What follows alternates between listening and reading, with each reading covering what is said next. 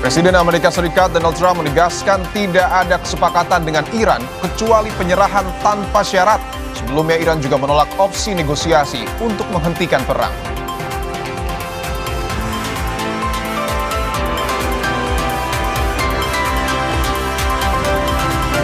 Rudal-rudal Iran kemarin malam melintasi wilayah udara Israel dan tepi barat. Beberapa rudal berhasil menembus sistem pertahanan Israel.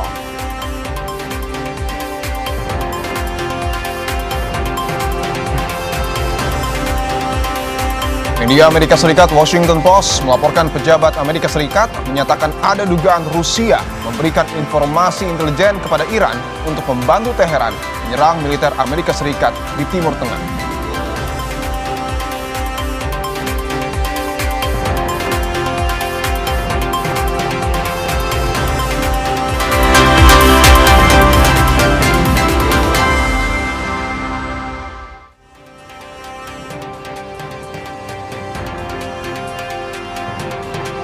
Halo, apa kabar saudara? Selamat datang di program Berita Kompas Petang, hanya di Kompas TV. Independen, terpercaya. Saya, Cindy Permadi. Dan saya Dipo Nurbahagia. Langsung saja kita mulai Kompas Petang selengkapnya.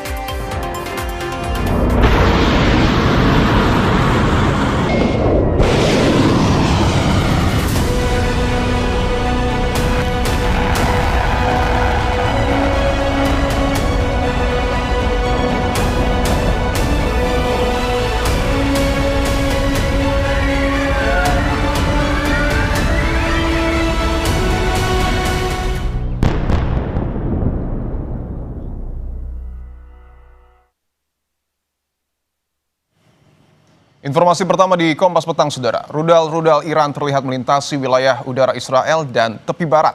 Beberapa rudal berhasil menembus sistem pertahanan Israel.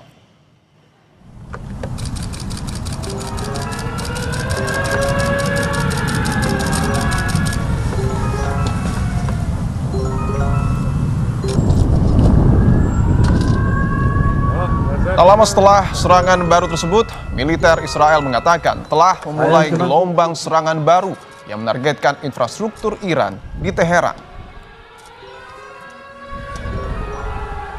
Israel juga melancarkan serangan baru ke Lebanon dan mengincar lokasi kelompok Hizbullah.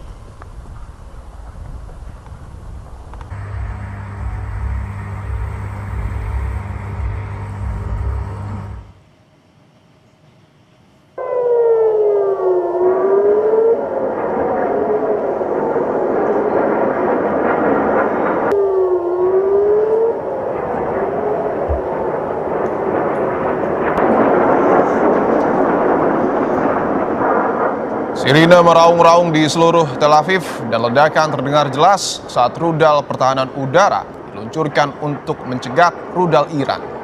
Militer Israel mengklaim telah mengidentifikasi rudal yang diluncurkan dari Iran ke wilayah Israel.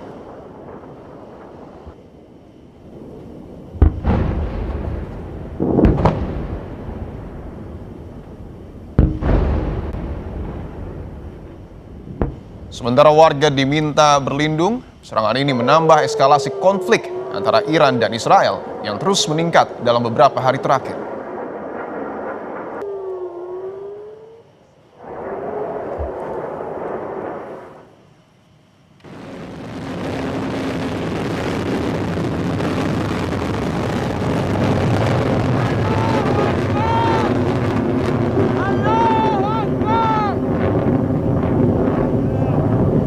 Korps Garda Revolusi merilis rekaman yang menunjukkan gelombang ke-22 yang menarget sejumlah pangkalan militer Amerika Serikat dan Israel di Timur Tengah.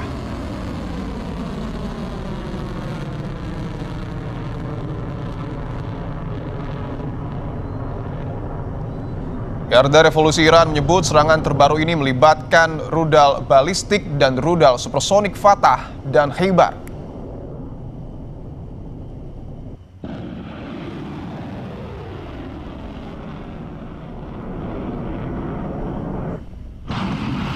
Ketegangan meningkat di Timur Tengah setelah Amerika Serikat dan Israel melancarkan operasi militer gabungan terhadap Iran pada Sabtu pekan lalu.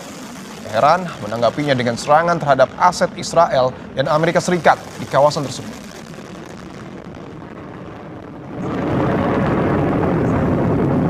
Ledakan pun terjadi di berbagai negara di wilayah Teluk.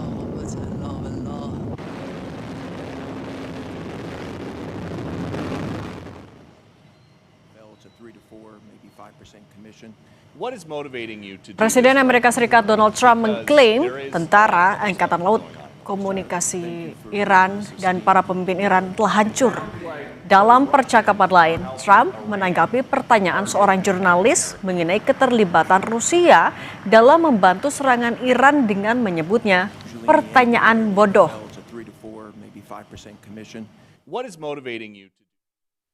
Their army is gone. They're just about, look, their navy is gone. Their communications are gone. Their leaders are gone.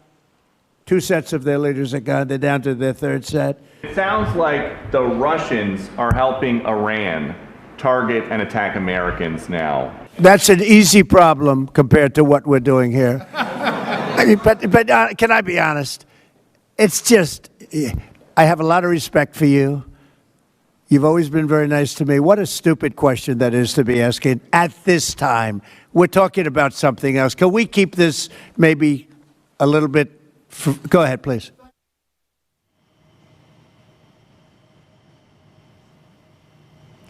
Komando Pusat Amerika Serikat (CENTCOM) melansir rekaman video serangan yang menghancurkan sistem peluncur rudal bergerak milik Iran.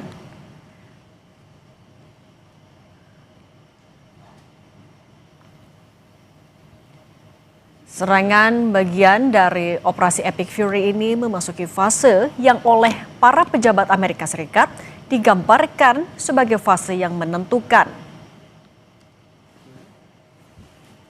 Rekaman ini menunjukkan serangan presisi yang mengenai truk dan peluncur yang diyakini digunakan untuk menembakkan rudal. Serangan Amerika Serikat dan Israel ke wilayah Iran terus berlanjut hingga Sabtu pagi waktu setempat.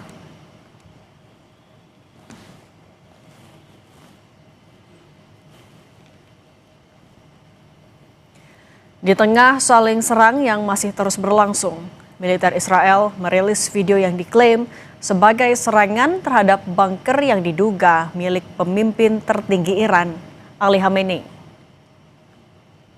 Menurut pernyataan militer Israel, bunker itu terletak di bawah kompleks kepemimpinan Teheran dan membentang di beberapa jalan di pusat kota. Sebelumnya, Israel mengatakan sekitar 50 jet tempur yang dipandu oleh intelijen IDF telah menyerang bunker bawah tanah di Teheran.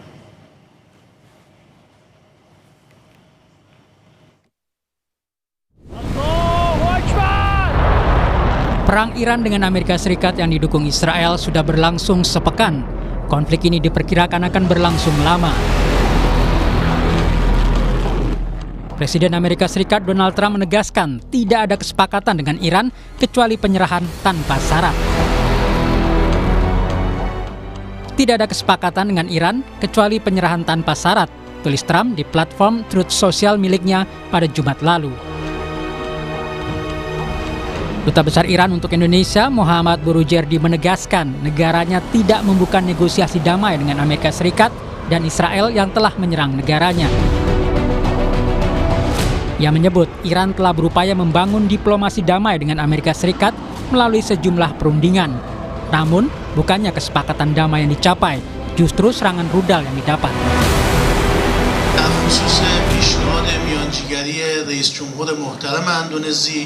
این پیشنهاد مطرح شد و پاسخ ما اینه که ما هیچ مذاکره‌ای رو از آمریکا قبول نخواهیم کرد، به اونها اعتماد نداریم.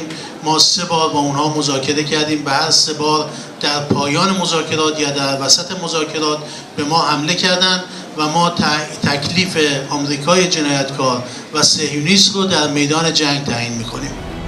Sementara itu, Menteri Luar Negeri Indonesia Sugiono mengaku sudah berkomunikasi dengan Menlu Iran.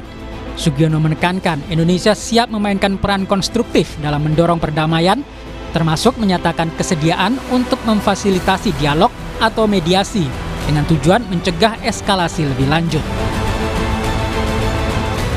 Kita menyesalkan perundingan yang terjadi kemudian gagal, yang berakibat pada terjadinya eskalasi. Kemudian kita juga menekankan lagi prinsip-prinsip penghormatan kita terhadap integritas wilayah, terhadap kedaulatan wilayah suatu negara.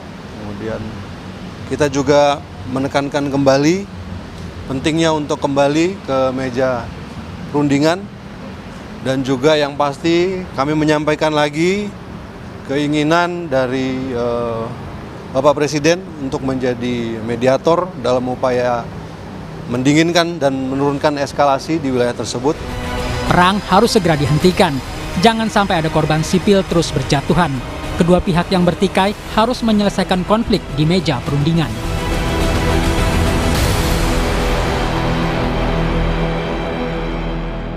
Tetaplah bersama kami, saudara. Influencer Richard Lee resmi ditahan atas kasus dugaan pelanggaran perlindungan konsumen untuk produk dan layanan kecantikan.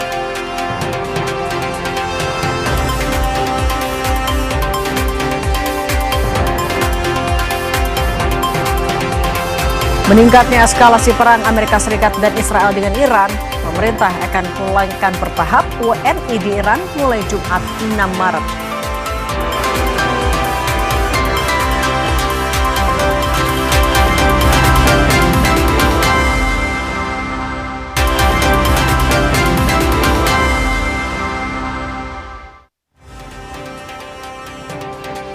Terima kasih Anda masih bersama kami. Saudara, sebuah truk kontainer tersangkut di underpass Jalan Pramuka, Kecamatan Matraman, Jakarta Timur, Sabtu siang. Pengemudi nekat melintas tanpa memperhitungkan ketinggian kendaraan hingga muatan kontainer tersangkut. Di bawah terowongan Pramuka ya. Wah, nyangkut tuh. Truk kontainer ini sempat tersangkut selama beberapa jam hingga menutup sebagian ruas Jalan Raya Pramuka menuju ke kawasan Matraman.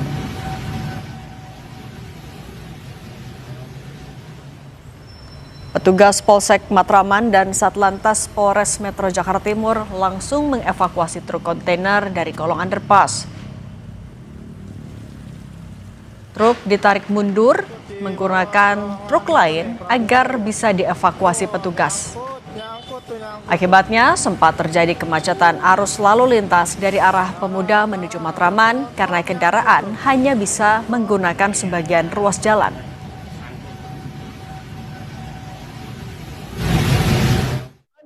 Ternyata tidak muat, dipaksakan saja sehingga nyangkut di tengah. Ya untung tadi ada kendaraan kren LRT dimintai tolong untuk menarik ke belakang. Kita ke berita lainnya, saudara. Kebakaran menghanguskan 3 rumah di kawasan Pisangan 5 ataupun Pisangan Lama, Pulau Gadung, Jakarta Timur pada Sabtu siang. 1 orang terluka akibat peristiwa ini.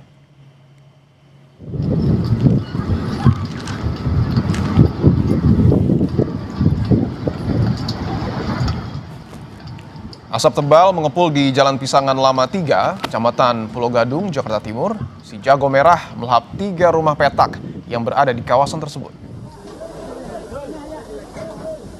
Untuk memadamkan api, Damkar Jakarta Timur menurunkan 10 mobil pemadam kebakaran. Setelah 1 jam, api akhirnya berhasil dipadamkan.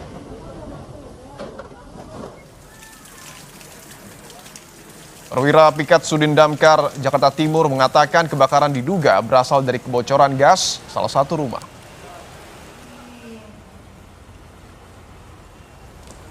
Kita langsung luncurkan unit-unit dari pos terdekat untuk penyebab kebakaran. Sementara informasi dari warga itu kebocoran gas. Untuk korban ada 1 orang, langsung kita bawa ke rumah sakit. Saudara, polisi menangkap seorang buronan kasus begal di Lampung Timur, Lampung. Penangkapan berlangsung dramatis lantaran pelaku sempat melawan saat mencoba kabur.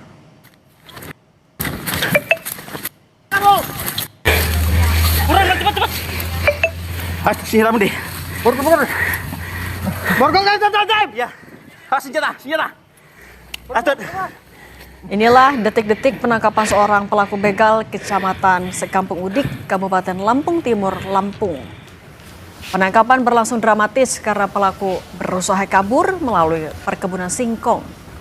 AK jadi buronan polisi usai kabur setelah membegal seorang petani pada September 2025. AK merupakan pentolan komplotan begal sadis yang membacok korbannya saat melancarkan aksinya.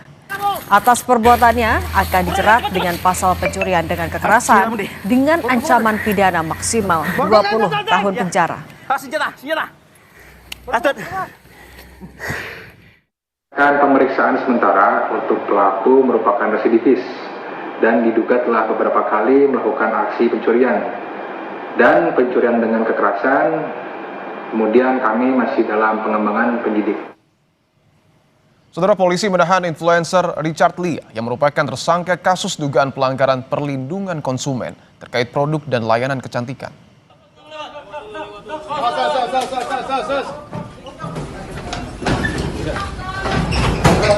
Richard Lee yang juga berprofesi sebagai dokter ditahan Polda Metro Jaya pada Jumat malam.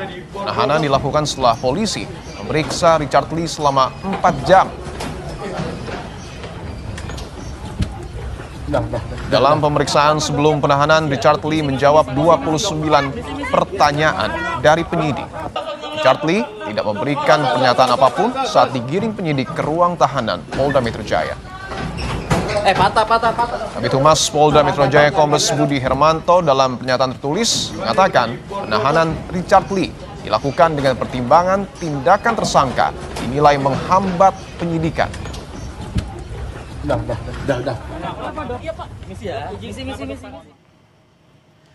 Hal tersebut antara lain tersangka tidak hadir pada pemeriksaan tambahan tanggal 3 Maret 2026 tanpa memberikan keterangan yang jelas dan justru pada hari tersebut tersangka diketahui melakukan live pada akun TikTok.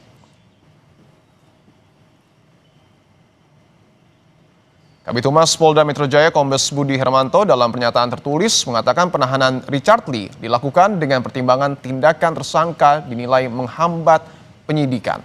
Tersangka juga mangkir wajib lapor pada hari Senin 23 Februari 2026 dan hari Kamis 5 Maret 2026 tanpa alasan yang jelas.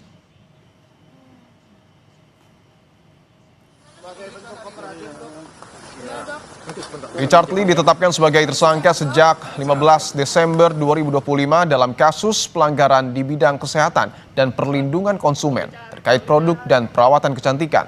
Kasus yang menyeret Richard ini bermula dari laporan Samira Farahnas atau dokter detektif yang menyebut produk kecantikan Richard Lee overclaim atau penipuan kandungan bahan.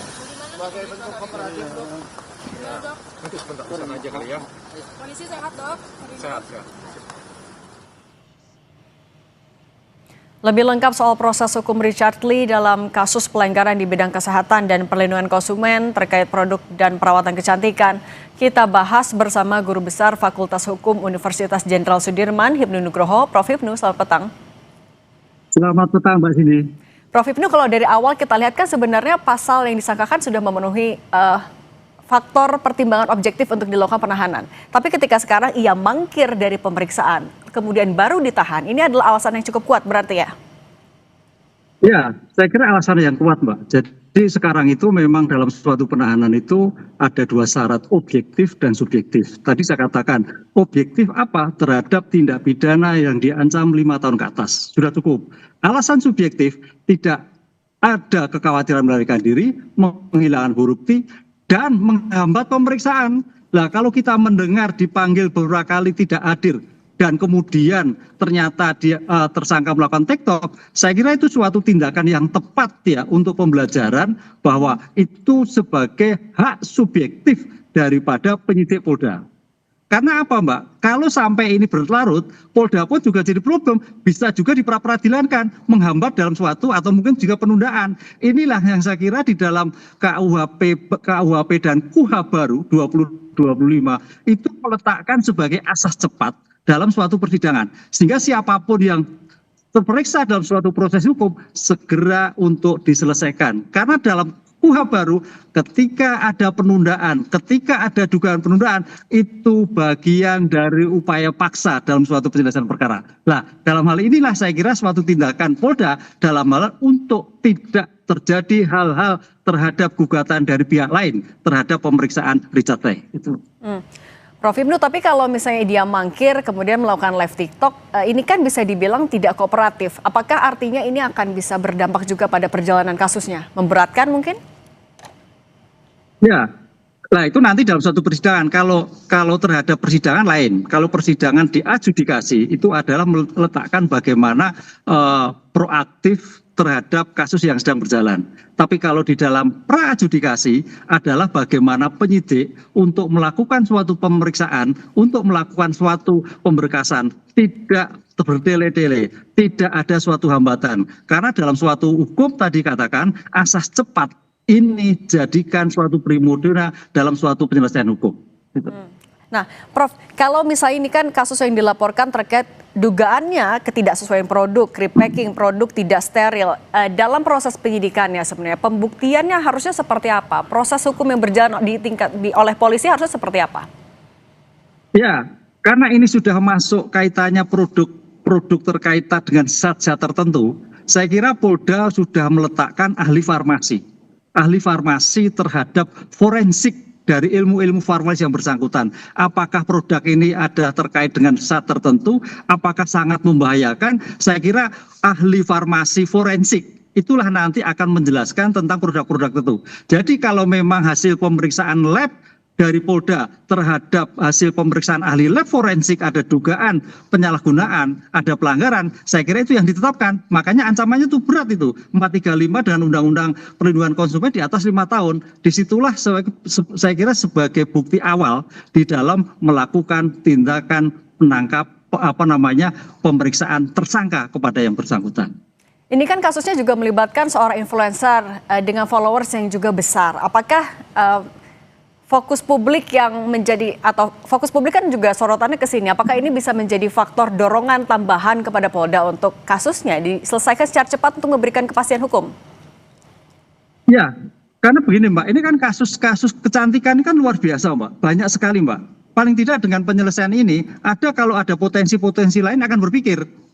Scan skill yang saya tahu itu berapa daerah ada semua. Oleh karena itu hal-hal seperti ini saya kira Polda gerak cepat, jangan sampai tumbuh, jangan sampai korban-korban berjatuhan atas produk-produk kecantikan yang meresahkan apalagi membahayakan masyarakat. Dengan demikian ini langkah cepat untuk mengantisipasi dengan upaya paksa penahanan karena yang bersangkutan tidak kooperatif. Sebetulnya kalau kooperatif nggak perlu, tapi karena tidak kooperatif ini yang menjadikan konsep asas cepat di dalam KUA baru akan tidak terpenuhi. Padahal perundang-undangan mengharapkan penyelesaian undang-undang harus cepat, singkat, dan biaya ringan.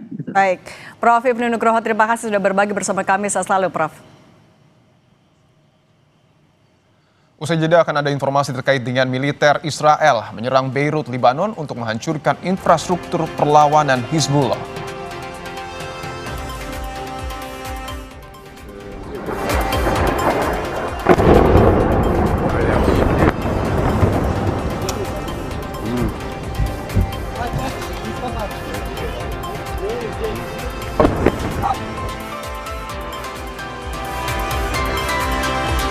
Pemerintah membuka kemungkinan penyesuaian harga BBM bersubsidi jika harga minyak dunia terus melonjak imbas perang di Timur Tengah.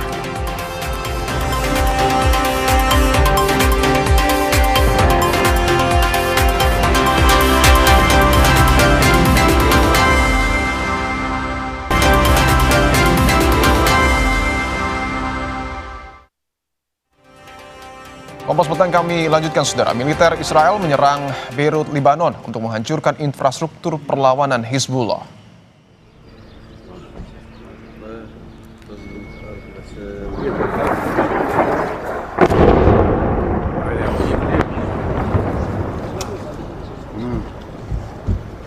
Kepulan asap dan suara ledakan terdengar di berbagai area kota Beirut pasca gelombang serangan di pinggiran selatan Beirut. Eskalasi perang di Lebanon terjadi setelah Hizbullah telah mengumumkan intervensinya dalam konflik sebagai balas dendam atas pembunuhan pemimpin tertinggi Iran, Ali Khamenei, dan mengklaim telah melakukan beberapa operasi.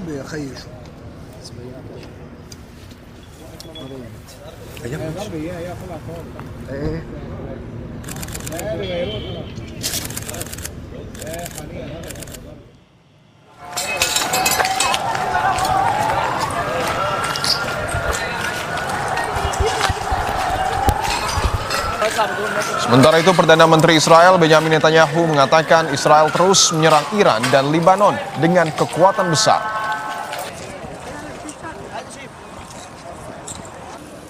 Netanyahu menyebut serangan yang diluncurkan ke Lebanon untuk melawan Hizbullah yang sebelumnya mengancam akan melakukan serangan balas dendam atas terbunuhnya pemimpin tertinggi Iran, Ali Khamenei.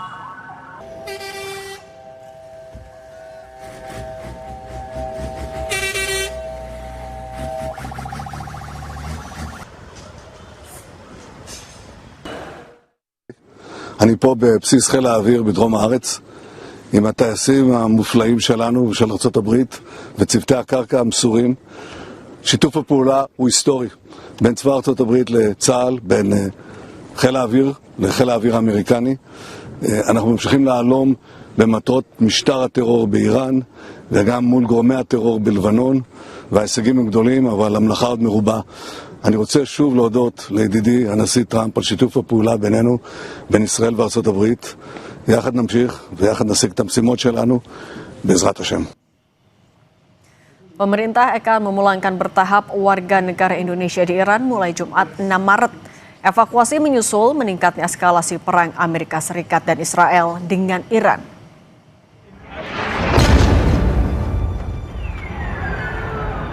Kondisi Timur Tengah yang masih memanas dampak perang Amerika Serikat dan Israel dengan Iran membuat sejumlah warga negara Indonesia khawatir dan ingin kembali ke Indonesia. Kementerian Luar Negeri memastikan akan memulai evakuasi 329 WNI yang berada di Iran secara bertahap sejak kemarin. Pada tahap pertama, Kemlu akan mengevakuasi 32 WNI melalui jalur Azerbaijan. Rencana evakuasi WNI di Iran tentunya mencermati perkembangan situasi dan keamanan di Iran. Evakuasi WNI di Iran akan dimulai secara bertahap hari ini dan tahap pertama ini akan melalui Azerbaijan, tapi mungkin ini untuk jalur-jalur evakuasi ini akan dilihat sesuai kondisi real di lapangan dan ini akan ditentukan oleh teman-teman di perwakilan kita di KBRI Tehran dan KBRI Azerbaijan. RRI berapa yang akan dievakuasi di batch pertama Iran ini ada 32, tapi again ini masih sangat, ini baru mulai kan, jadi mungkin masih akan kita lihat lagi. Jadi untuk sementara ini 32 orang.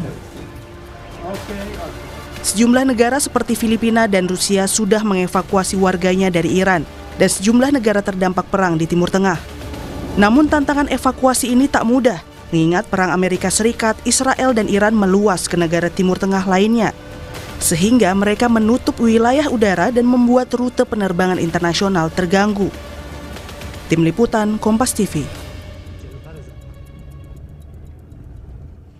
Saudara, pemerintah membuka kemungkinan penyesuaian harga BBM bersubsidi jika harga minyak dunia terus melonjak imbas perang di Timur Tengah.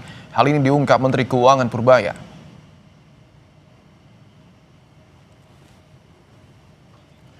Imbas perang di Timur Tengah, harga minyak dunia terus naik. Purbaya mengatakan pemerintah telah melakukan simulasi berbagai skenario kenaikan harga minyak dunia. Purbaya menggambarkan jika harga minyak mencapai rata-rata $92 per barrel, maka berpotensi memperlebar defisit anggaran. Namun pemerintah mengklaim masih punya opsi untuk menahan defisit anggaran di bawah batas 3%.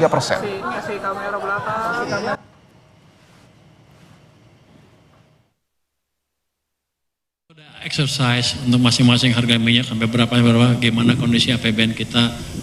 Nah, mereka masih rahasia, jadi nggak saya keluarkan, nanti mungkin di Rabu kita keluarkan gambarnya.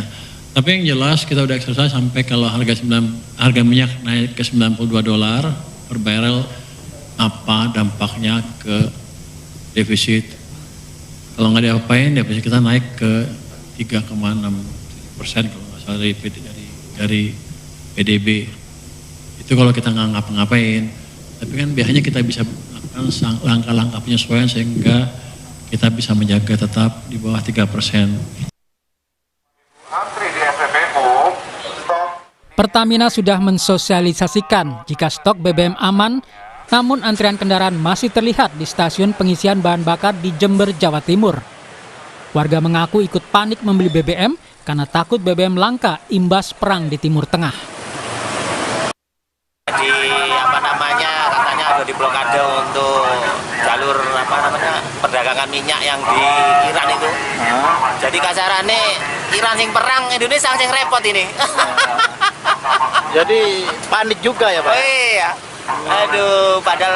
Namun pemerintah Kabupaten Jember memastikan stok BBM aman, bahkan akan ada penambahan stok untuk mengantisipasi kebutuhan saat Hari Raya Idul Fitri. Bahwa ketersediaan BBM di Kabupaten Jember dalam kondisi aman dan mungkin sampai dengan berlebih. Nah, gitu. Kalau misalkan kurang akan dipasok lagi oleh Pertamina. Warga kota Banda Aceh juga rela mengantri panjang di sejumlah SPBU karena khawatir adanya isu kelangkaan BBM dampak dari konflik yang terjadi di Timur Tengah. Walau antrean terjadi di sejumlah tempat, harga BBM di SPBU masih normal dan tak ada kenaikan. Ya, sekitaran 1 jam Pak saya antri. Saya khawatir minyak Aceh habis karena terkait perang Iran dan Israel. Pemerintah dan Pertamina memastikan stok kebutuhan BBM di dalam negeri tercukupi, walaupun saat ini perang terjadi di Timur Tengah. Pemerintah pun mengimbau agar warga tak panik dan antre berjam-jam untuk membeli BBM. Tim Liputan Kompas TV.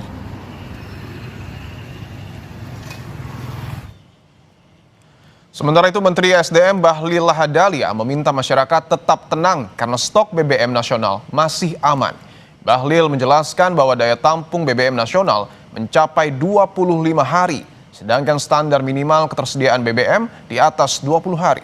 Saat ini BBM yang tersedia mencapai 23 hari, sehingga stok nasional masih aman. Pemerintah menurutnya telah mencari alternatif suplai minyak dari Amerika Serikat, Nigeria, dan Brazil.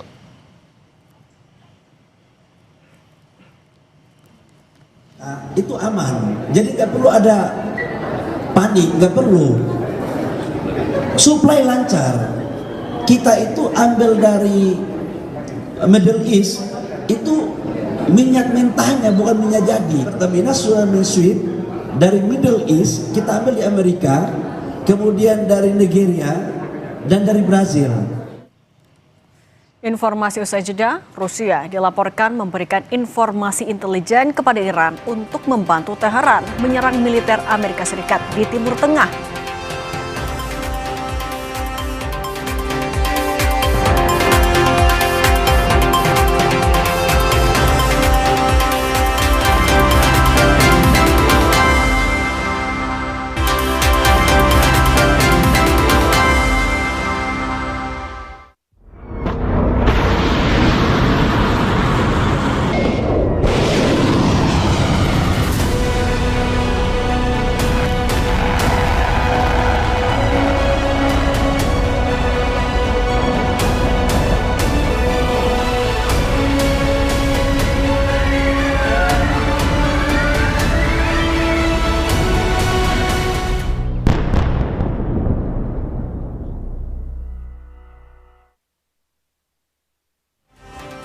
Kompas Petang kami lanjutkan bersama saya Cindy Permadi. Saudara, Rusia dilaporkan memberikan informasi intelijen kepada Iran untuk membantu Teheran menyerang militer Amerika Serikat di Timur Tengah.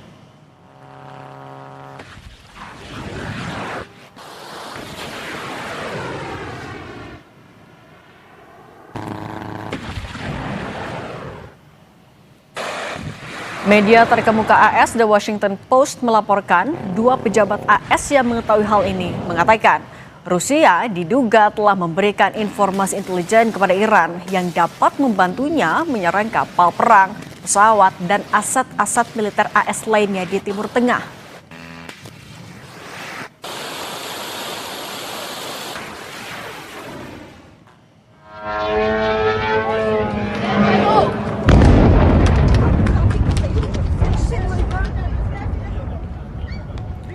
Sebelumnya, serangan drone Iran pada Selasa lalu menyebabkan kebakaran di area gedung konsulat AS di Dubai, Uni Emirat Arab.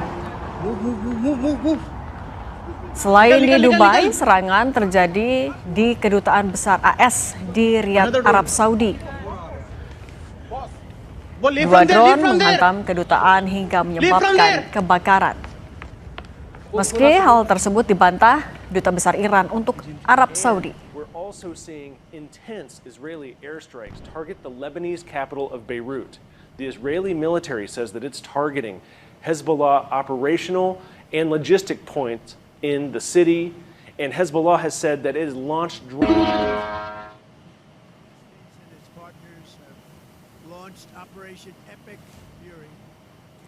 Pemerintah Amerika Serikat merespons dingin laporan mengenai adanya bantuan informasi intelijen dari Rusia untuk Iran dalam konflik yang tengah berlangsung. Gedung Putih menyatakan tidak khawatir dengan pergerakan informasi posisi dan pasukannya yang diduga dibocorkan ke Teheran. Sekretaris Pers Gedung Putih Caroline Leavitt mengklaim data itu tidak memberikan perbedaan signifikan bagi Iran di medan tempur.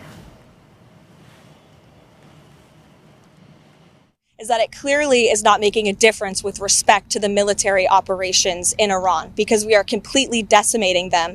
As I said earlier, we've taken out nearly 30 of their ships. Their navy has been deemed combat ineffective. 90% reduction in ballistic missile retaliatory strikes against the United States and our Gulf Arab and partners in the region. So of course, we are achieving the military objectives of this operation, and that is going to continue because the United States military is the best and most lethal fighting force in the world. Sementara itu, Presiden Amerika Serikat Donald Trump mengklaim tentara, angkatan laut, komunikasi Iran, dan para pemimpin Iran telah hancur.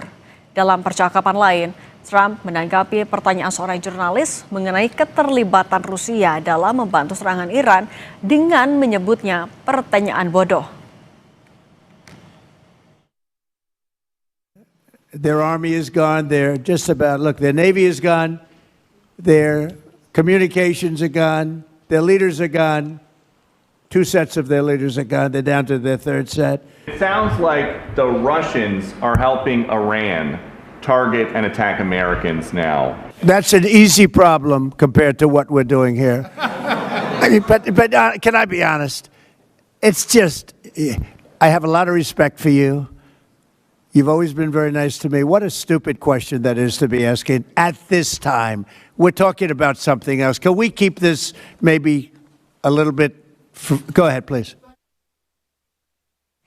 Pejabat AS menemukan indikasi jika Rusia membantu memberikan informasi kepada intelijen Iran untuk menyerang aset-aset militer Amerika. Lalu apa dampaknya jika Rusia turut membantu Iran?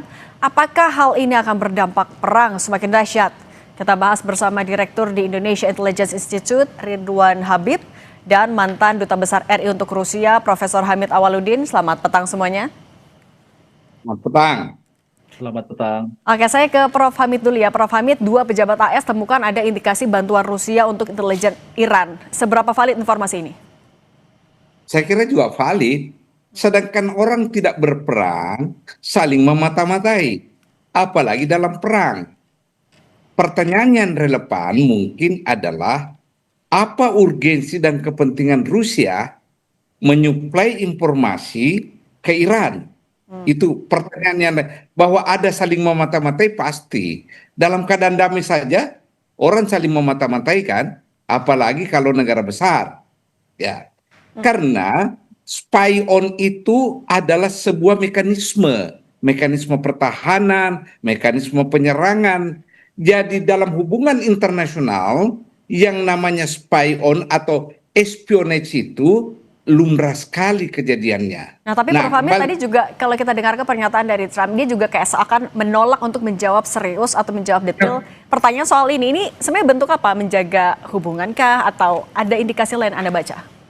Dia takut kalau diakui bahwa dia kecolongan. Ya kan? Kecolongan. Karena kan Amerika selalu mempersepsikan diri CIA itu jago kan. Kalau dia akui itu berarti dia kecolongan. Karena pangkalan militernya di Timur Tengah kan kena serangan dari Iran. Jadi lebih baik diambangkan itu isu. Oke. Nah tadi juga selain itu dari Gedung Putih, Mas Ridwan bilang kalau mereka nggak khawatir kalaupun memang ada sokongan data intelijen ke Iran. Apa yang membuat Amerika Serikat bisa sepercaya diri ini? Ya sebenarnya itu menurut saya bukan percaya diri ya, tapi menutupi kegalauan ya. Karena memang mereka ini benar-benar kerepotan. Asesmen dari CIA dan intelijen Mossad berharap setelah wafatnya Asyhad Ayatullah Ali Khamenei, mereka bisa langsung menggulingkan pemerintahan dan menguasai Iran. Tetapi ini sudah 7 hari dan serangan masih terus berlangsung dari kubu Iran. Baru saja sebelum kita live ini, saya baca ada satu balistik dengan kecepatan hampir 10 Mach yang meluncur ke arah sentral Tel Aviv, dan itu diluncurkan dari Tabriz di kota di Iran. Artinya memang semua asesmen intelijen CIA dan Mossad tampaknya harus dikalkulasi ulang. Saya setuju dengan Pak Dubes Hamid tadi bahwa memang dalam situasi damai pun kerjasama dan saling mengintai itu dilakukan, kerjasama intelijen maupun saling melakukan operasi pemantauan dan spying di negara lain.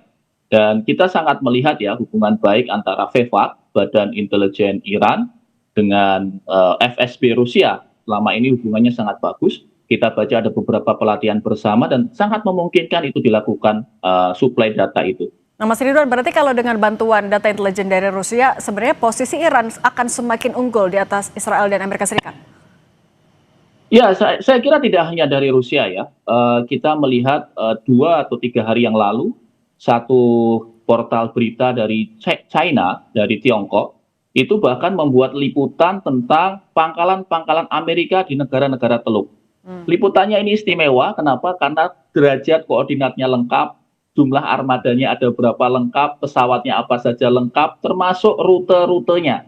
Itu semacam memberi kode secara terbuka ya, itu dalam kajian intelijen disebutnya open source intelligence, memberi kode secara terbuka kepada Iran untuk memastikan bahwa sasaran mereka on target. Kita tahu bahwa hari ini Iran kapasitas internetnya tinggal 4%, tetapi dalam waktu 4%, dalam situasi 4% ini pun, komunikasi intelijen di internal mereka masih berjalan. Termasuk jangan lupa, duta besar Iran di seluruh dunia, itu menjadi juru bicara yang sangat tangguh, termasuk duta besar Iran untuk Indonesia. Saya kira ini salah satu strategi yang tidak bisa disaingi oleh Amerika, karena Amerika hanya mengandalkan satu jubir, ya itu presidennya sendiri. Mas Ridwan, tapi berarti bantuan seperti apa saja yang sebenarnya bisa diberikan oleh Rusia? Kan kita tahu tidak secara terbuka, tapi bantuan apa yang bisa diberikan oleh Rusia kepada Iran dalam konflik ini? Dalam dunia intelijen itu pasti ada orang yang sudah deep di belakang garis lawan ya, atau deep undercover. Kami meyakini ada intelijen Rusia yang ada di Mossad. Kami meyakini ada intelijen Rusia yang ada di CIA. Dan mereka bisa memberikan umpan informasi bahwa kapan akan ada serangan, di mana rencananya, kemudian rencana dari mereka apa selanjutnya. Itu kemudian di pass over atau dilemparkan ke VEVAK, ke intelijen Iran untuk kemudian dikaji, dirumuskan serangan baliknya. Saya kira ini pertarungan yang luar biasa, tidak hanya pertarungan antar rudal, tidak hanya pertarungan antar drone, tetapi juga pertarungan keelihayan propaganda antar 2-3 lembaga intelijen. Oke, kalau misalnya memang ada hubungan diplomatik yang baik antara Iran dan juga Rusia, tapi kenapa Prof. Hamid kok tidak disampaikan secara terbuka saja kalau memang Rusia mau membantu Iran? Seperti apa kemesraan antara kedua negara? Tapi jangan dijawab dulu. Nanti kita bahas lagi usai jeda, tetap bersama kami di Kompas Petang.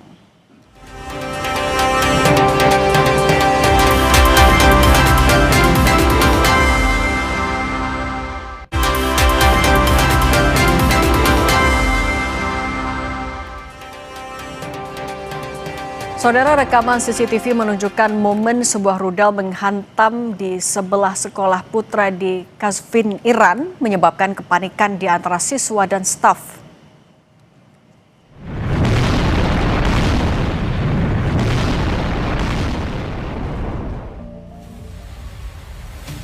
Peristiwa ini muncul di tengah rangkaian serangan udara yang menargetkan berbagai lokasi di Iran. Beberapa serangan lain juga dilaporkan mengenai infrastruktur sipil, termasuk sekolah dan kawasan permukiman, sehingga memicu kecaman internasional dan seruan investigasi dari PBB serta organisasi hak asasi manusia.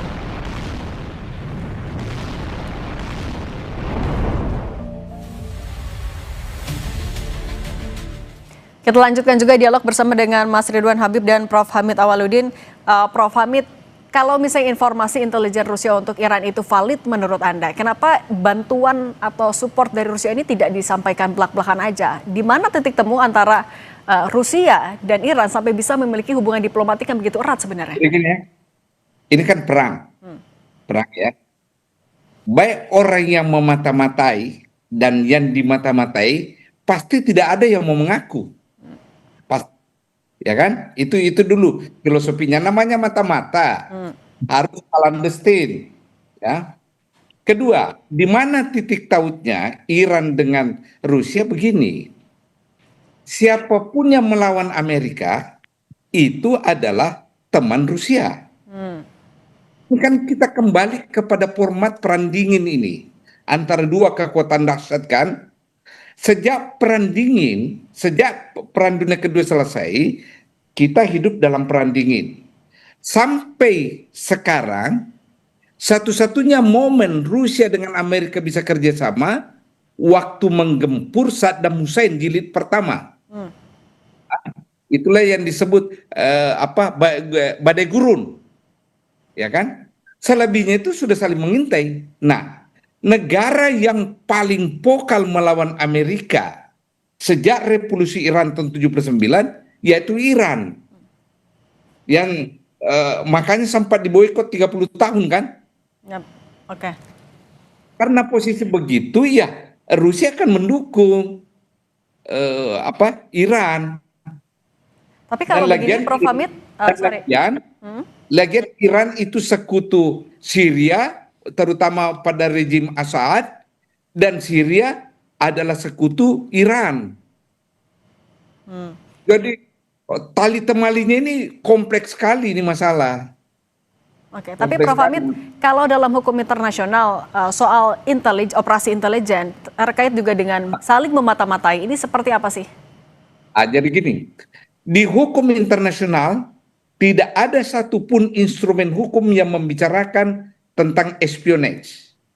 Satu-satunya yang ada sedikit yaitu Konvensi Internasional Den Haag tahun 1907. Ya, itu hanya menyatakan apa itu mata-mata, apa itu informasi militer.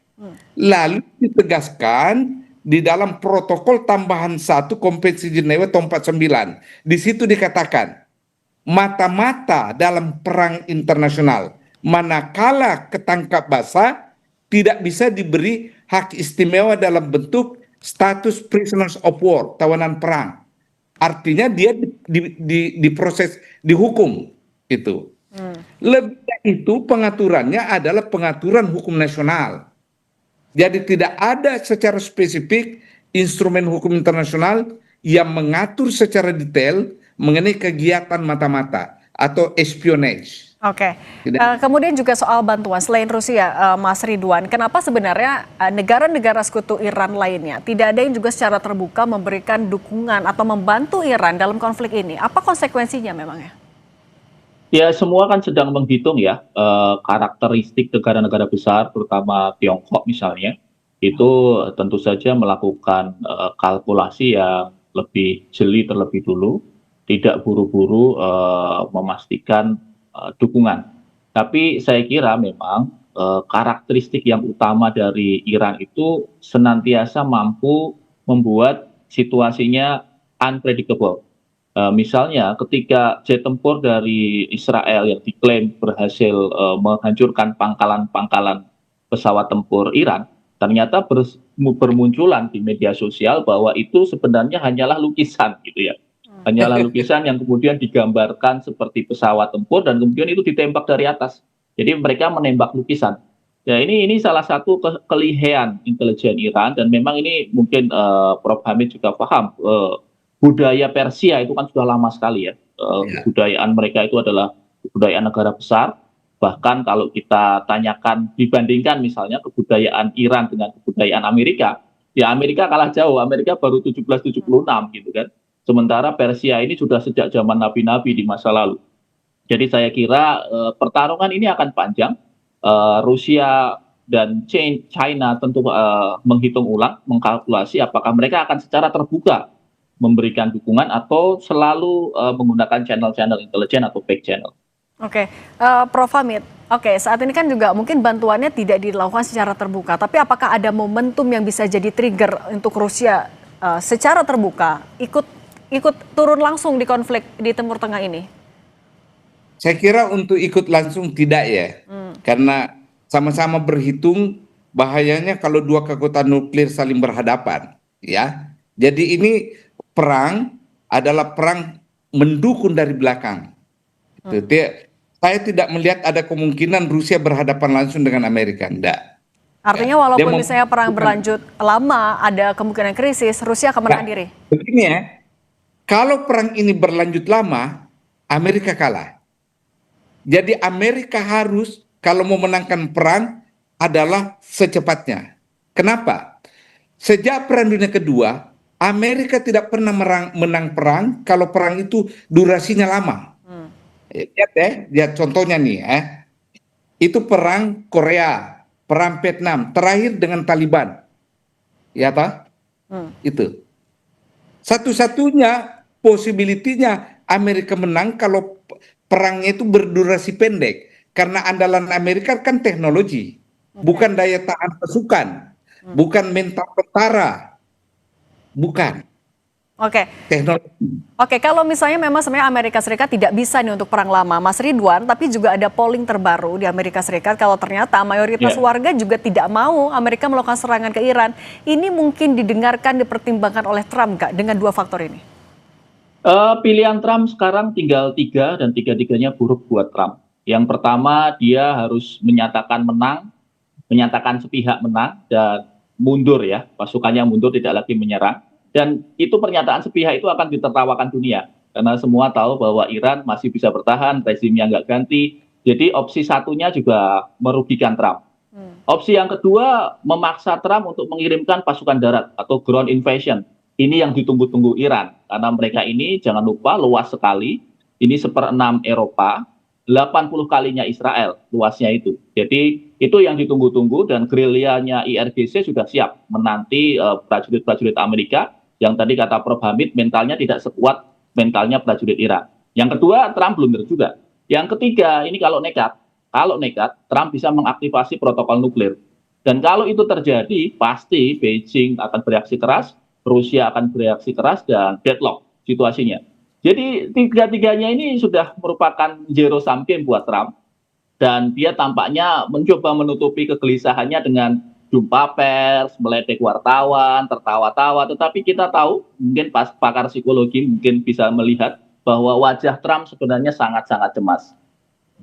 Nah, Mas Ridwan, selain juga Rusia yang menyokong intelijen Iran, sebenarnya kalau negara-negara lain, kita anggap Tiongkok, apakah juga akan semakin banyak memberikan dukungan, baik itu secara tertutup maupun terbuka?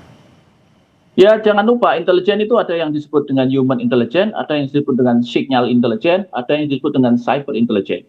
Saya kira cyber intelligence atau bahasa sederhananya adalah hacker.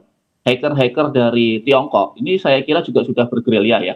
Termasuk misalnya keahlian drone Iran yang mentarget radar-radar di negara-negara Teluk. Radar-radar itu kemudian di-jam beberapa detik itu sudah sangat cukup di mana drone itu bisa masuk tanpa ada intersepsi dari rudal Patriot.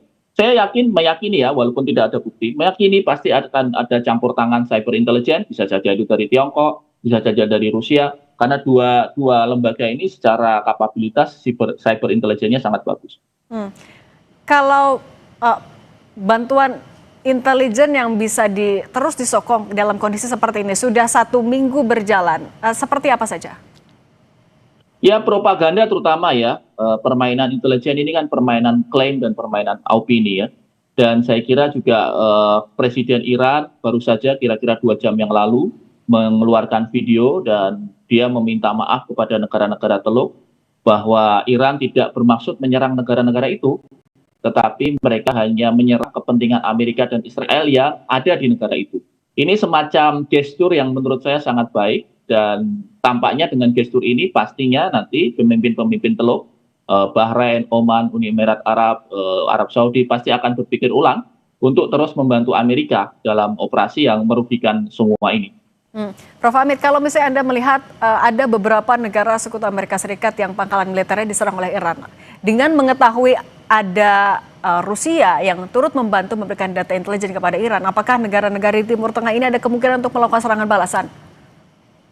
Saya kira enggak ya, karena negara-negara Teluk ini kan punya kepentingan tidak memprovokasi perang bereskalasi. Ya, sama negara-negara Teluk penghasil minyak. Mereka punya kepentingan menjaga ketenangan, menjaga agar perang tidak bereskalasi. Ya. Kedua, mereka diserang bukan dengan tujuan diserang. Iran menyerang negara-negara tersebut karena ada pangkalan militer Iran di situ, dan itu sudah diakui oleh Iran dan sudah minta maaf. Sehingga menurut saya negara-negara Arab punya kepentingan agar perang ini segera berakhir. Punya kepentingan. Nah, kembali ke Mas Ridwan tadi. Kalau saya ditanya, jujur, opsi mana dipilih Amerika adalah opsi pertama. Dengan cara dia mengatakan begini, we pull out sebab kita sudah mencapai target. Apa? Membunuh Khamenei. Nah, itu. Pasti dia caranya menyelamatkan diri begitu. Ya. Yang kedua, kita sudah menghabisi instalasi-instalasi militer Iran. Itu caranya menyelamatkan diri. Persis dulu ketika dia menyelamatkan diri berhadapan dengan Taliban tahun 2001 kan? Nah, apa itu? Oh, kita sudah mencapai target. Taliban sudah bertanda tangan, dia tidak akan menyerang kita baik di luar Afghanistan maupun di dalam Afghanistan. We reach target kita. Mission is accomplished. Dia akan begitu nanti. Oke, berarti ini udah tinggal adu operasi intelijen dan logistik. Tapi yang mudah-mudahan tidak berlangsung lama, deeskalasi segera. Mas Ridwan Habib dan Prof. Hamid Awaludin, terima kasih sudah berbagi pandangan bersama kami di Kompas Petang. Sehat selalu semuanya. Terima kasih Mas Ridwan. Apa kabar? Prof. Kami akan kembali dengan informasi Wakil Presiden ke-10 dan 12 RI Yusuf Kala menyebut Indonesia harus memiliki sikap tegas terhadap konflik yang melibatkan Iran, terutama jika negara tersebut diserang.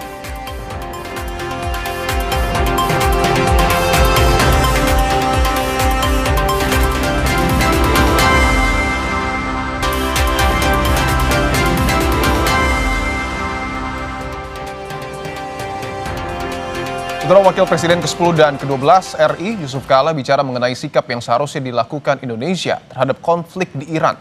JK mengatakan sebagai negara muslim terbesar di dunia, Indonesia harus memiliki sikap tegas terhadap konflik yang melibatkan Iran, terutama jika negara tersebut diserang.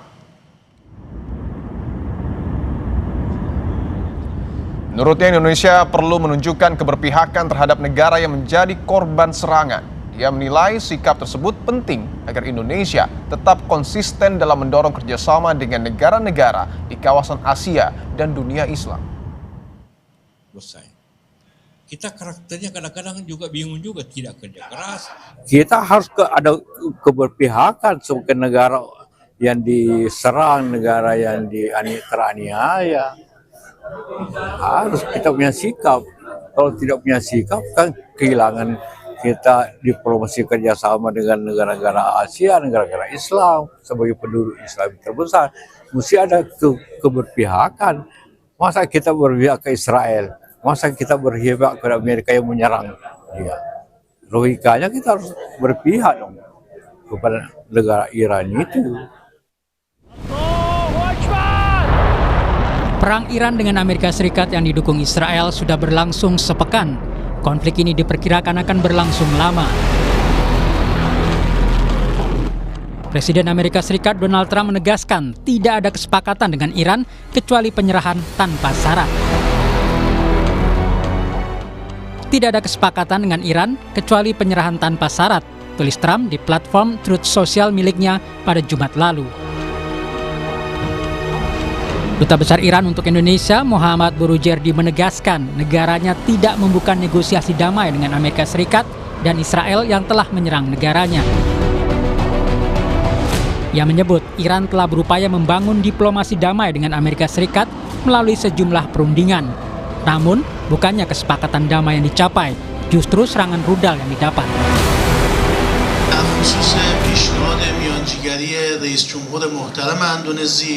این پیشنهاد مطرح شد و پاسخ ما اینه که ما هیچ مذاکره‌ای رو از آمریکا قبول نخواهیم کرد، به اونها اعتماد نداریم.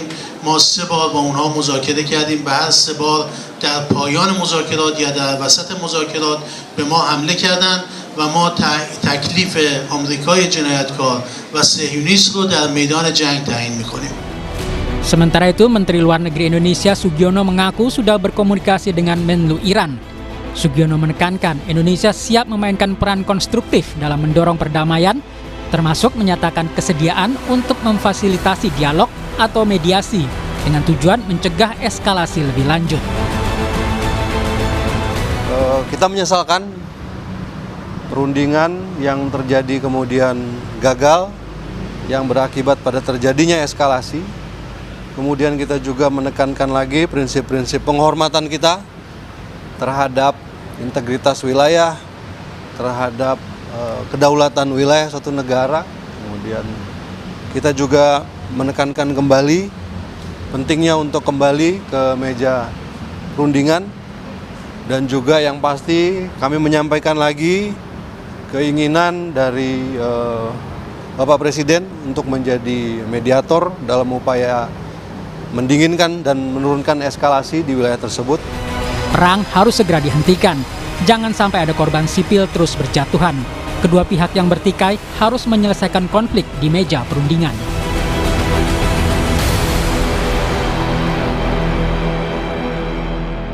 Perang antara Amerika Serikat yang didukung Israel melawan Iran diperkirakan masih akan terus berlanjut. Kedua pihak sudah tegas menolak upaya negosiasi untuk menyelesaikan perang. Apakah mereka yang bertikai akan perang habis-habisan dan apakah dampaknya akan makin meluas tidak hanya di Timur Tengah tetapi dunia?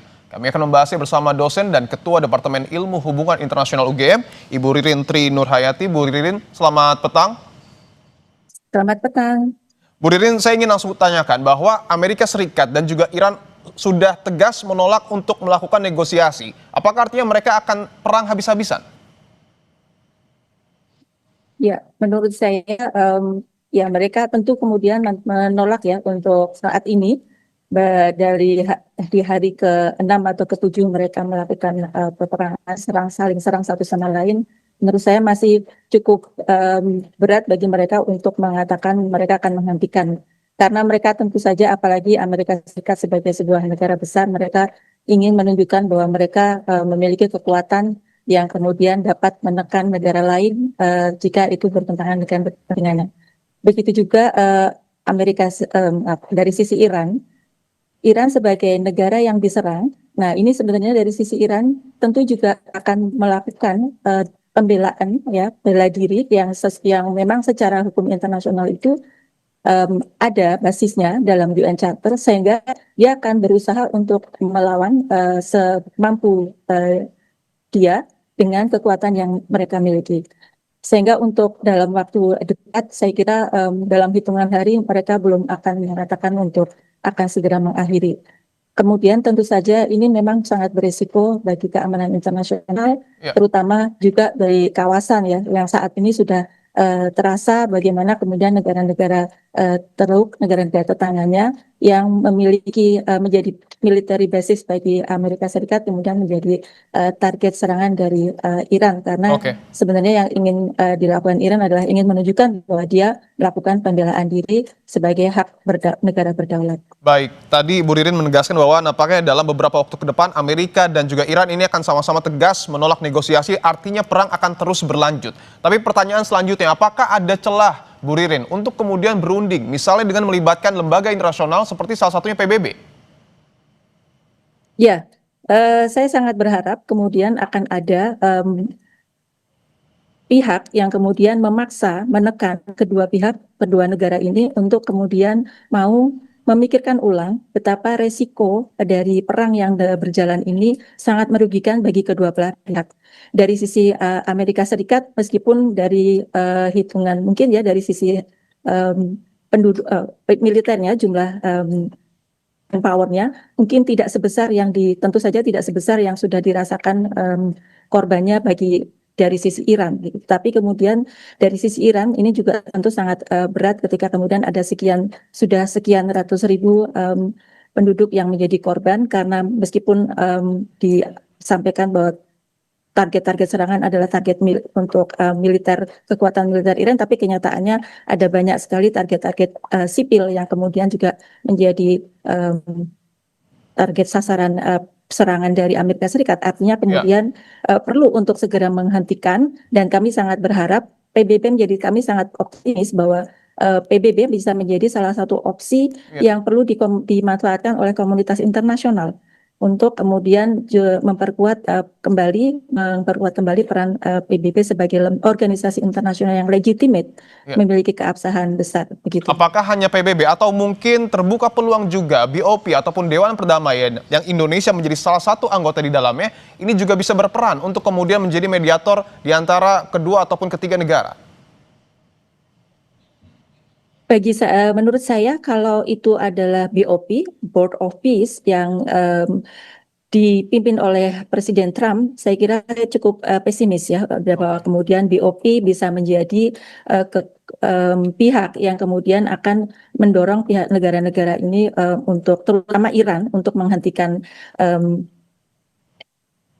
upayanya untuk membela diri. Tetapi kemudian kalau Board of Peace itu sendiri kemudian akan menekan Amerika Serikat melalui anggota-anggotanya, mungkin itu bisa bermanfaat gitu. Tapi saya kok melihatnya tidak ke sana ya, karena tadi Trump sendiri juga akan sangat dia masih sampai saat ini dia masih ingin menunjukkan bahwa dia sebagai powerful state yang bisa menekan pihak lain. Oke, bahwa mungkin kemudian kita bisa silakan, mungkin kemudian kita bisa melihat pihak lain ya, yang saat ini saya kira saya membaca berita beberapa hari yang lalu, misalnya kekuatan negara-negara menengah atau negara-negara Global South atau negara-negara selatan yang mencoba untuk menekan atau memberikan advokasi secara tegas agar kemudian semua pihak untuk kemudian menahan diri dan kemudian dapat deeskalasi ya, sehingga kemudian konflik bisa segera dihentikan. Oke, salah satu niat baik itu juga mungkin muncul dari pemerintah kita, Presiden Prabowo Subianto, yang rencananya jika memang diizinkan oleh pihak-pihak yang bertikai akan menjadi dalam tanda kutip mediator bersama dengan pimpinan Pakistan. Anda meyakini hal tersebut akan terrealisasi? Baik, saya juga membaca rencana Presiden yang akan bersama Pakistan ya, bersama Presiden Pakistan untuk berangkat ke Teheran jika diperlukan begitu. Tapi saya cukup pesimis untuk melihat kemungkinan tersebut karena kita harus refleksikan secara kritis bahwa kita posisinya saat ini ada di Board of Peace, yang Iran tentu sangat concern dengan itu. Kemudian ini mengurangi kepercayaan untuk melihat bagaimana kemudian Indonesia masih tetap sebagai negara yang independen secara foreign policy-nya, atau sebaliknya lebih pada untuk mengikuti keinginan atau policy yang diberikan oleh Trump sebagai pemimpin Board of Peace gitu. Sehingga kemudian untuk saat ini saya kira sebaiknya belum urgen untuk Indonesia pergi ke Teheran. Kalau saya melihatnya justru sebaliknya. Kenapa justru yang didekati, apa yang diingatkan adalah Iran. Padahal Iran, tadi saya katakan, Iran adalah negara yang sedang menyelaksanakan kedaulatannya untuk membela diri. Kenapa kemudian yang ditekan untuk segera menghentikan peperangan itu bukan Amerika Serikat dan Israel yang memulai menyerang gitu. Ini kan jadi tidak pada tempatnya menurut saya. Ya, oke, itu juga yang menjadi perhatian, dan salah satu yang kemudian menarik untuk dibahas adalah pernyataan dari Presiden Iran yang sebelumnya juga sudah meminta maaf kepada negara-negara di Timur Tengah yang terdampak terkait dengan perang yang kemudian terjadi. Apa maknanya kita akan bahas bersama dengan Ibu Ririn Tri Nurhayati, Ketua Departemen Ilmu Hubungan Internasional UGM. Setelah jeda, tetaplah di Kompas Petang.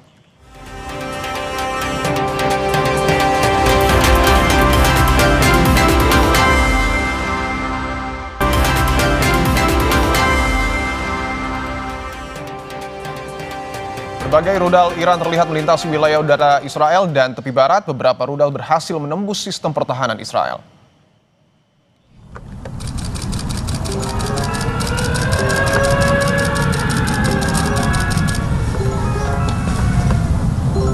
Tak lama setelah serangan baru tersebut, militer Israel mengatakan telah memulai gelombang serangan baru yang menargetkan infrastruktur Iran di Teheran. Israel juga melancarkan serangan baru ke Lebanon dan mengincar lokasi kelompok Hizbullah.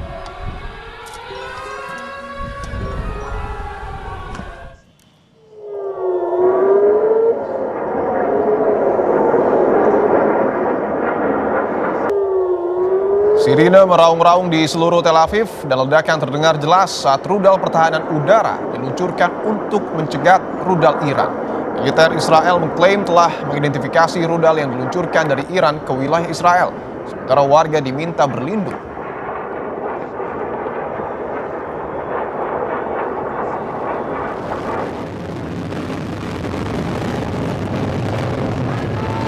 Korps Garda Revolusi merilis rekaman yang menunjukkan gelombang ke-22 yang menargetkan sejumlah pangkalan militer Amerika Serikat dan Israel di Timur Tengah. Garda Revolusi Iran menyebut serangan terbaru ini melibatkan rudal balistik dan rudal supersonik Fatah dan Heba.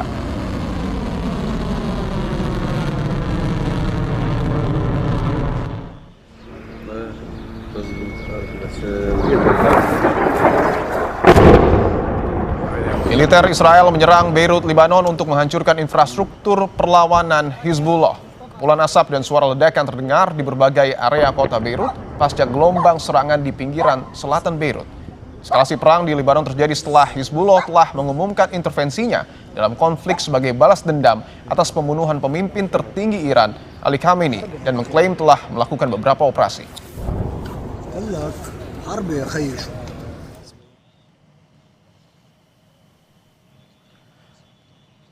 Sementara itu, Presiden Iran, Masoud Pezeshkian, meminta maaf kepada negara-negara tetangga di kawasan Teluk setelah serangan Teheran meluas ke sejumlah wilayah di Timur Tengah di tengah perang dengan Israel dan Amerika Serikat. Ia menegaskan Iran tak akan lagi menargetkan negara-negara tetangga dalam serangan berikutnya, namun ia juga menyampaikan peringatan kepada negara-negara tetangga yang mempertimbangkan untuk bergabung dalam konflik dengan mengatakan bahwa mereka tidak boleh menjadi mainan di tangan imperialisme. من اینجا لازم از کشورهای همسایه که مورد حمله قرار گرفتن از طرف ایران از طرف خودم عذرخواهی کنم برای اینکه ما این روند با اوضاعی که اتفاق افتاد فرماندهان ما، رهبر ما، عزیزان ما در حقیقت جان خودشون رو از دست دادن به خاطر تجاوز وحشیانه‌ای که داشت و نیروهای مسلح ما قهرمانانی که جان مرکفن. Kita lanjutkan dialog terkait dengan perang di Timur Tengah bersama dengan Ketua Departemen Ilmu Hubungan Internasional UGM, Ibu Ririn Tri Nurhayati. Bu Ririn, bahwa Presiden Iran ini sudah meminta maaf kepada negara-negara di Timur Tengah yang terdampak akibat perang ini. Apa makna terkait dengan pernyataan Presiden Iran tersebut, Bu Ririn? Baik, menurut saya ini adalah klarifikasi dari Presiden Iran bahwa yang dia kemarin lakukan untuk menyerang military basis Amerika Serikat yang ada di negara-negara tersebut bukan untuk menyerang negara tetangganya tersebut, tetapi purely atau murni karena ingin menyerang Amerika Serikat. Namun mana yang karena kemudian military basisnya tersebut ada di negara-negara tersebut, maka lokasi itu kemudian menjadi target serangan. Tetapi dengan adanya pernyataan permintaan maaf ini, saya kira ini menjadi hal penting untuk kemudian Iran menegaskan bahwa mereka tidak bermaksud untuk berperang dengan negara tetangganya itu. Sehingga ini harapannya akan meredam dan mencegah supaya kemudian negara-negaranya tetangganya tadi kemudian tidak menganggap bahwa Iran memulai berperang dengan negara-negara tersebut. Tapi menurut Anda apakah kemudian negara-negara tetangga ini berpeluang sebenarnya untuk kemudian terlibat di dalam perang? Ya, karena menurut saya tidak sebesar itu ya. Saya optimis karena mereka tidak akan kemudian menyerang balik Iran. Tetapi tadi dengan klarifikasi ini saya kira ini menjadi harapan baik supaya kemudian negara-negara tetangganya tadi meyakini apa yang menjadi maksud dari Iran tindakannya kemarin.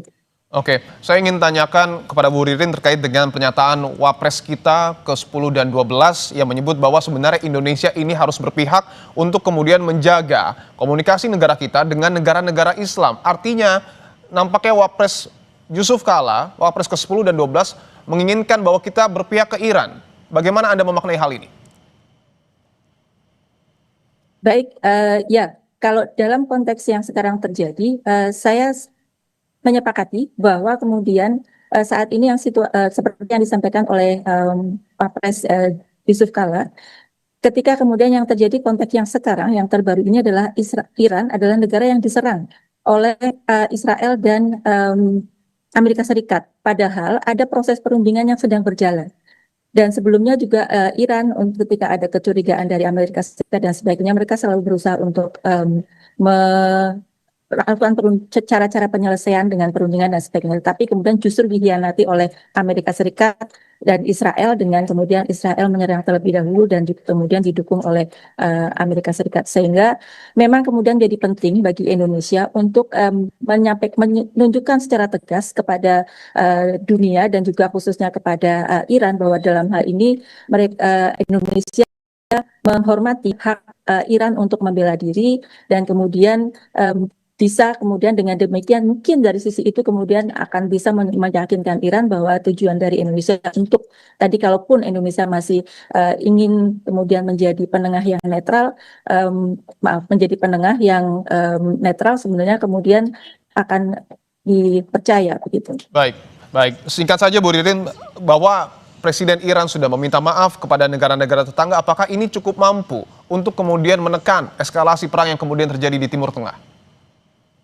Saya berharap demikian, yang karena sebenarnya kemudian negara-negara Timur Tengah yang lain tadi bukan menjadi target karena Iran ingin berperang dengan mereka, tetapi hanya tadi karena dia menargetkan military basisnya Amerika Serikat. Harapannya dengan pernyataan tersebut kemudian bisa mendeeskalasi kemungkinan kecurigaan ataupun dispute di antara negara-negara Timur Tengah tersebut. Saya berharap dan optimis. Terima kasih. Baik, Ketua Departemen Ilmu Hubungan Internasional Universitas Gadjah Mada, Ibu Ririn Tri Nurhayati, terima kasih telah bergabung di Kompas Petang.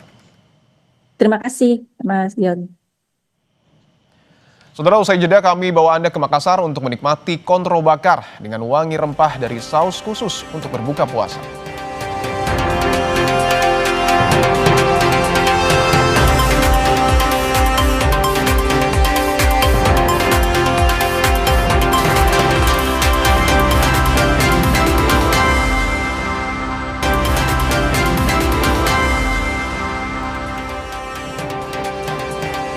Jelang waktu berbuka puasa, kawasan Blok M Jakarta Selatan jadi salah satu tempat favorit warga berburu takjil.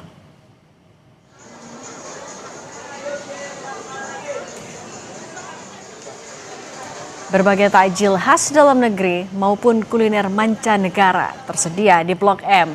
Untuk Anda pecinta kuliner Korea Selatan, ada bolu ikan Korea atau bunggepang.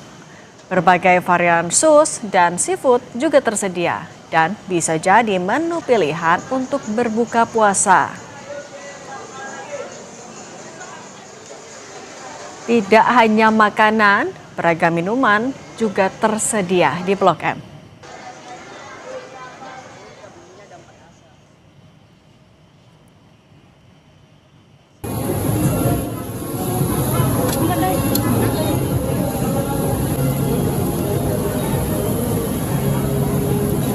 Di Makassar, Sulawesi Selatan, kontro bakar khas Makassar jadi salah satu menu andalan untuk berbuka puasa.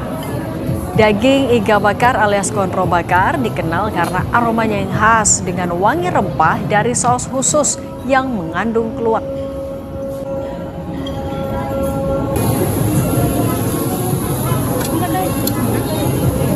Daging iga dibakar dengan teknik khusus untuk menghasilkan daging yang empuk dan marinasi lama agar bumbu kontronya meresap ke dalam daging.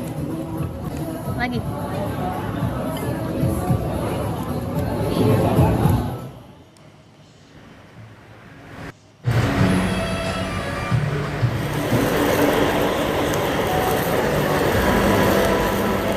Kalau di Semarang, Jawa Tengah, ada sate bandeng yang jadi salah satu kuliner pilihan warga untuk berbuka puasa.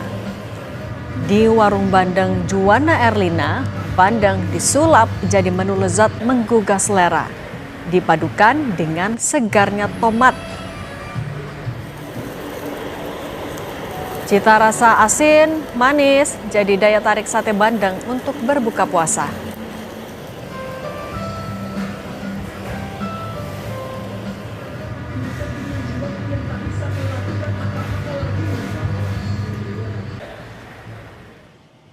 Saudara nekat melintas tanpa memperhitungkan ketinggian kendaraan, sebuah truk kontainer tersangkut di underpass Jalan Pramuka, Jakarta Timur. Informasi selengkapnya usai jeda, tetaplah bersama kami.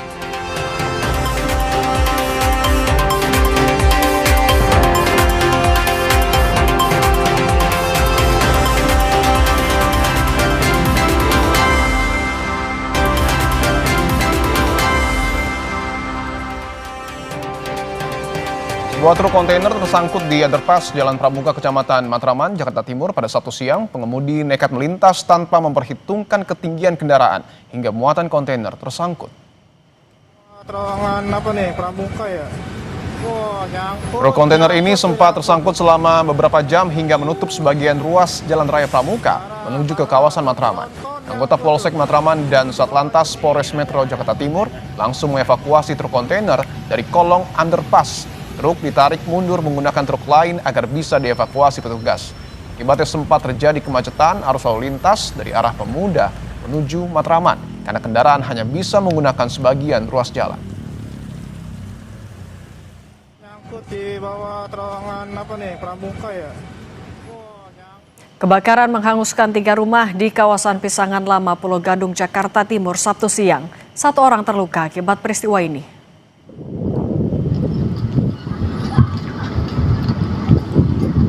Asap tebal mengepul di Jalan Pisangan Lama 3, Kecamatan Pulau Gadung, Jakarta Timur. Si jago merah melahap 3 rumah petak yang berada di kawasan itu. Untuk memadamkan api, Damkar Jakarta Timur menurunkan 10 mobil pemadam kebakaran. Setelah 1 jam, api berhasil dipadamkan. Perwira Piket Sudin Damkar Jakarta Timur bilang, kebakaran diduga berasal dari kebocoran gas salah satu rumah.